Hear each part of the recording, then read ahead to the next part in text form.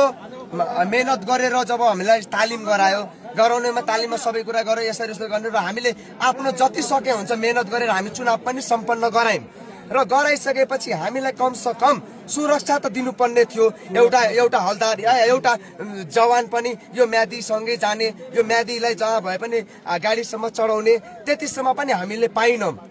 त्यतिसम्म र यो देखियो भने के देखियो भने अपना काम बनता भाडमा जाए जनता जस्तै देखियो।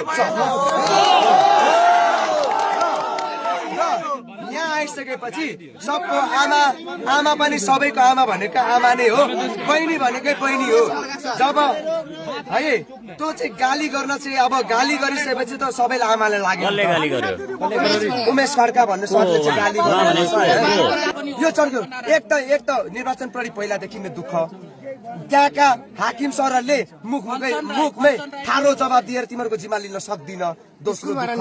र त्यतिसम्म अधिकृत भयो, मतदान अधिकारी रक्सी खायो, सबै खायो। हामीले ठेला पढी काम गर्यौँ, बुट बनाएको 1 रुपियाँ पनि पाएको छैन है।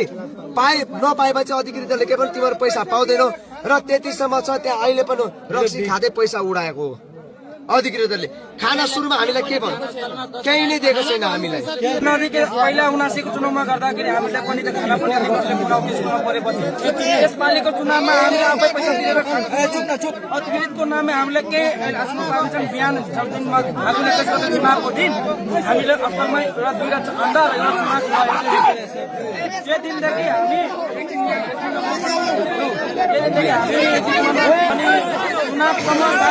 तपाईसँग एउटा निवेदन छ है हजुर सर है, हजुर पत्रकार हुनुहुन्छ, हजुरले चाहिँ हामीहरूको लागि यति गर्नु यो माथिसम्म पुगाउनु पर्यो। हजुरले सुरक्षा दिने भोलिको दिनमा चाहिँदैन। सर चुनाव सिकेपछि हामी अलपत्र पार्टी स्कुलमा हामीले रिक्वेस्ट पनि गर्यौँ सर, हामीहरू राति परिसकेपछि हाम्रो कसो कहाँ जानु भन्नु, आजको लागि हामीले स्कुलमै बस्न दिनु। हामी भोलि बिहान बजी यहाँ 10 बजे सामेल भनेको छ जिल्लामा, हामी जेलफिल्डमा सामेल नै हुन्छौँ भन्ने बस्न दिनुहुँदैन।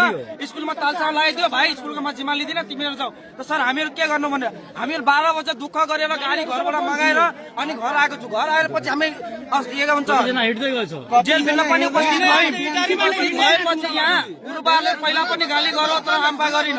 हाम्रो पीडा के छ भनेपछि राति हाम्रो दुःख पनि पायौँ, यहाँ आएर सामेल